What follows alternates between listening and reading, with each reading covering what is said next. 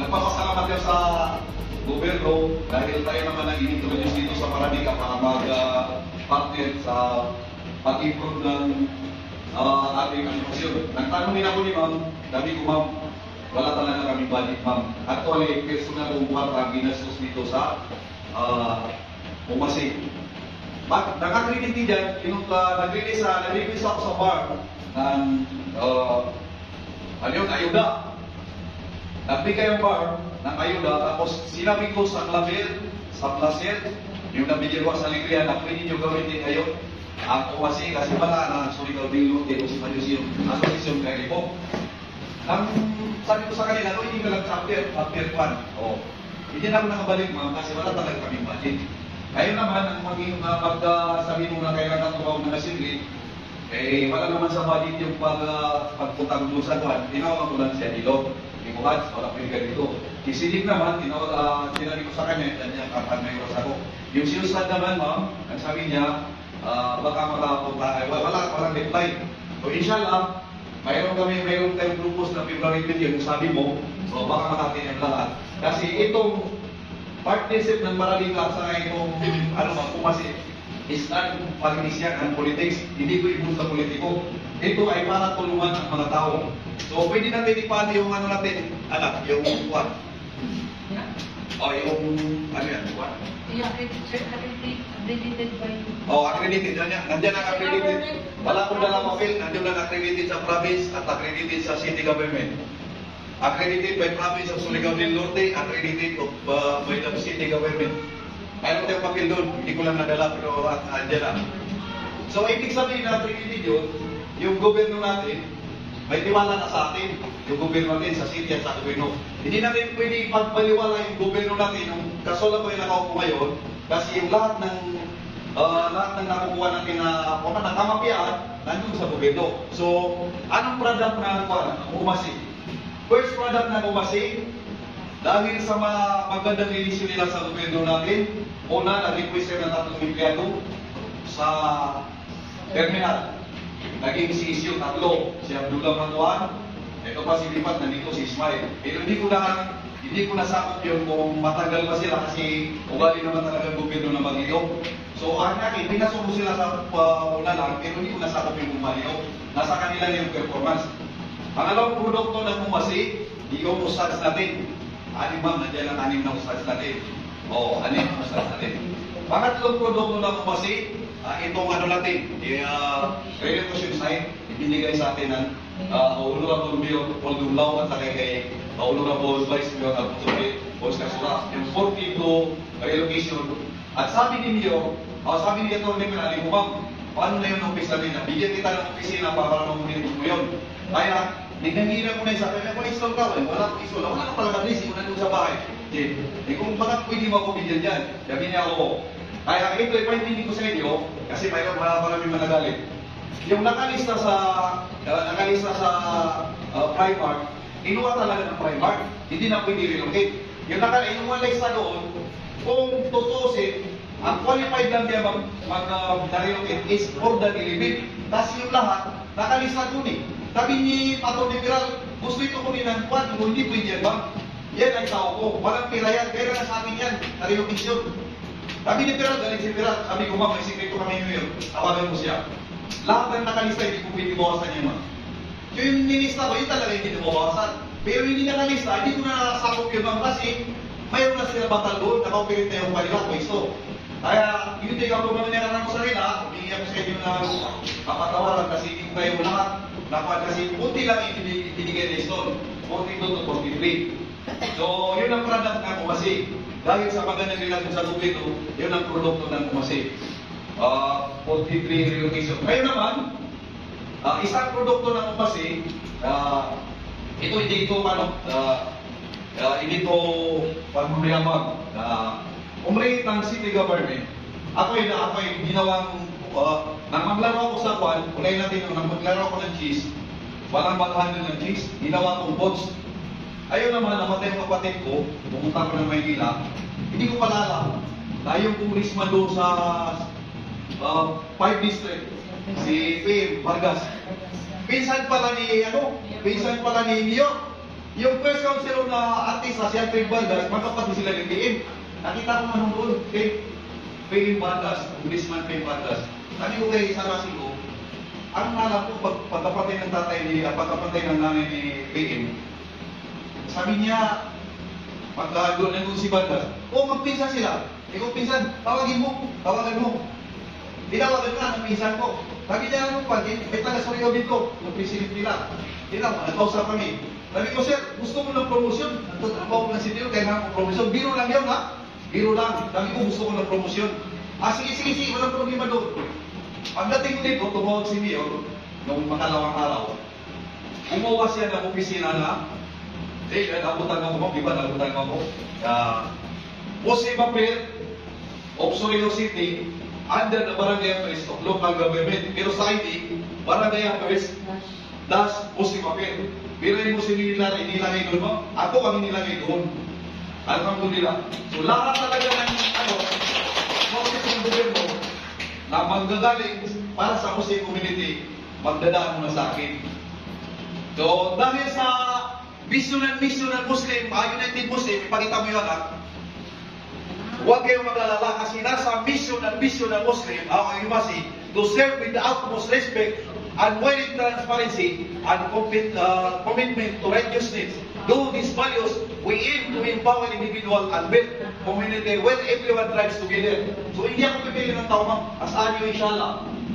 Pag nakaupo ako dyan, hindi ako pipili ng anumang desisyon, kundi yung totoo ang atin. At ano ba yun? Baka bayan, baka purwala, baka Diyos. Kasi ang aim ng mali, tumulong talaga. Tumulong talaga. So, to have fair and united balance, to have fair, united and community where everyone succeed, together with dignity and quality. Hindi ako mag-teachers ng tao, kundi igalalakas ko talaga ito. So, yun ang ibigay sa akin ng Diyo, ibigay sa akin. Ewan ko kung request yung PA o ibigay talaga yung iba. Muslim Affairs, Barangay Affairs, das Muslim Affairs. Kasi wala pang funding yan, so inahanapan pa ng budget, pero talagang maupuin kami sa mali, mag-flag ceremony ako. Alhamdulillah. So, lahat ng makukuha natin na namapyan, ay hindi ko ipagkakay sa lahat ng Muslim. Kasi ang puno talaga natin ang makakaya. Ano ba yung lalagay mo muna dyan? Page ko yan, pero ang like ng Official logo. Yung official logo natin, yan ang official logo natin, sinawa ng anak ko na edited yan. Like naman ko sa page. Edited yan. Official logo ko yan. Official logo natin yan.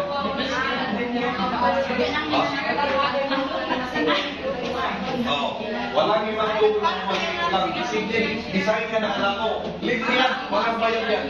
Ang anak ko na may saya ng grandmother. Pangalawa yung plano natin na United Official Facebook page. Facebook page. Official Facebook. Andyan yung official natin. Kasi alam niyo naman kung paano mag-Facebook. Paano na ba kung Alam niyo po. paano na like and share na.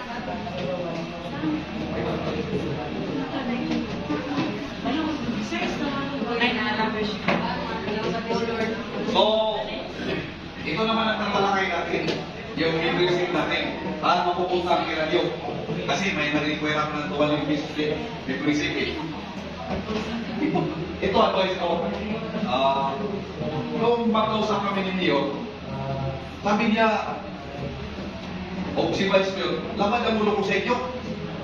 Sabi ko, bakit laman ang ulo niyo? Sabi niya, pag magbasa dito yung isa, yung member mo nasa kanya, yung member naman yan nasa kanya. Paano ba ito? Sabi ko, ako naman na-legit Mayor. Sabi niya, legit din siya. So, wala tayong magawa. Kung isabi ni Mayor, advice ko sa'yo, magpa-require ka na membership mo. Kasi, iyan mo yung tao mo talaga para hindi kami maglaban ng tuyo. So, dumating din naman natin, sabi niya, ay namin ito, President. Kasi, hindi natin matukoy sana ng membership ko, kaya magpaano na ng membership. So, dahil yung bylaws natin, hindi pa natin kasi magpaitin ka kayo, magbawa ka ng bylaws. Sino bang estudyante dito? Yung paipan. Sino na naman dito yung ito? Estudyante. Alam nyo, Gumawa kayo ng feasibility studies. Ano kayo nila sa commerce? Financial statement. Feasibility studies. Pag mag-pilot ka sa CPA, ang ginagawa talaga 5,000. Requirement 5,000. Kung sa ka naman ng pilot, 10,000. Estudyante ka, makabigay ka ng bibili. So, yung pera nyo na 200, doon natin gagastutin sa bylaws. Kasi iinit naman nila talaga yun kasi hindi naman ako abogado. Ang gumawa ng bylaws, ako at saka yung anak ko, tatlo kami. So, kasi stagnant ang YouTube ko, pag nag-write ako, pinakoreksyon ako sa anak ko, pinakoreksyon ako, sabi niya pa, English mo, grammatical wrong. Sabi ko, ikaw, ayan mo, yung anak kasi stagnant ang YouTube ko. Oh. So, tatlong nag-init sa akin, dalawa. Ngayon, yung init nila, hindi naman abogado yung anak ko, hindi naman abogado yung isang anak, kasi imposter lang yun. Kailangan talaga natin mag-pilot sa abogado. So, doon mapupunta pera niyo at saka, kailangan din natin magbayad sa SEC at saka magpadula sa SEC para ma-approve yung bylaws natin. Kasi nasa atin, Article of Corporation, nandun yun, kung 25 years yung Article of Corporation expiration of the register of the SEC, ang maging mangyari doon, 25 years din ang kwan ko. Term ko, kung walang bylaws, hindi ba ma? Yan natin ulit. Yung pag-register ko doon, nalimutan ko yun. 5 kailangan nila na board of director. Yun ang talagang buo na opisyal. So, nandito yung 4 na board of director ko, isa lang wala. Si Abbas, si Rex Macaudas, siya ang isang board of director. Si Abbas. Nasa si Ministeryo. Si Kadikanin Lantun at si Kanisa ng Galupa. Pakapatato. Isa lang ko lang namin si Sultan kasi wala dito si Yuli. So, nandun yun talaga narakuan. So, yung officer natin sa Surigao del Norte, si Malusyo na pinarugin ni Agensa rin, hindi na ako nagpa-eleksyon. Sabi ko, ito na lang ang magasyon kung sino mag-update. So, yung iba, hindi sino nag-update kasi pero ang eleksyon natin, nakuha yung asosasyon natin, approve register noong 2021. Ang inilagay ko doon is 4 years. So, ang eleksyon natin sa OMASI, ang seat of officer, new seat of officer is 2025. Di ba? Ganun mo yan, 4 years yan. Kaya tatalakay natin yung bylaws. Oo. Kaya may lang na mga asosasyon. Kasi every year, magbabayad na sa BIR. Kayo may multato. Every year, may babayaran sa BIR. Lahat yan ay sinasabot ko siya lang. Ang lahat ng bayarin yan. Wala din ako mag-koleksyon para tulong sa asosasyon para lumamog lang yung asosasyon. Pangatlo, yung kuha natin anak. Yung bylaws natin, wala dyan, no? So, Article of Corporation, ang nandun lang sa SEC, yung bylaws natin, yun ang kulang. So, mayroon ako dito konting pan, kasi nililid pa talaga ng SEC, pinasawin nila sa akin. So, ito man ang pinaka-importante. Kasi alam ko, baka mayroon gusto mag-opisyal. Ito, Articles of Membership, Section ng Membership is association shall have regular and irregular members. Dalawa yung membro eh. Irregular, hindi ko alam kung saan kayo doon. Irregular o regular. Yung regular member, alam natin, yung active member. At nandun siya. So, bahay lang ito kay Laboration, mataas na ito. Dito tayo sa purpose, nandun na yung purpose of objective. Dito, interesado ito. Tayo mo officer, ganun din, nangyari 4 years. Articles, yung state of election, o election of officer. Qualified to candidate, should be a members of the association. Ibig sabihin, complied siya sa lahat ng ano. Pangalawa, must be religious group. Must be religious. Pangatlo, resident of Surigao City, o kaya, possible yung sa, ano bang matawag ng register of Surigao City, no? Ikaw pag pupunta ka sa Amerika, migrant, you'll be American citizen. Ibig sabihin na, register pa, ibig sabihin na, register pa, ano ba yung tawag ko? Resident of Surigao City, you will be registered voter of Surigao City. Mahirap naman yun. Hawakan yung Muslim community Surigao City, pati ganun ng mayor kasi political system na tayo ngayon. Sabi niya, ilan ang hindi mo nakaregister dito? Ito. O bakit ikaw wala? Mahirap yan. So kailangan, kung may plano kang magkandidato bilang officer, United Muslim Association, president o kaya kahit board, kailangan mag-register ka sa Surigao City. Mahirap. Hawakan yung Muslim community, tapos pag mahirap kang pupunta board, tapos sabi niya, register ka ba? Hindi. So, kawawa naman yung membro mo pag pinire-register. So, kailangan mag-register tayo sino man yung may plano na pumanila o ilang official ng Kumasi-Elected po si Manunisyo of Surigao City, Surigao del Norte. Pero hindi ibig sabihin na wala kang history, hindi ka pwede mag-membro.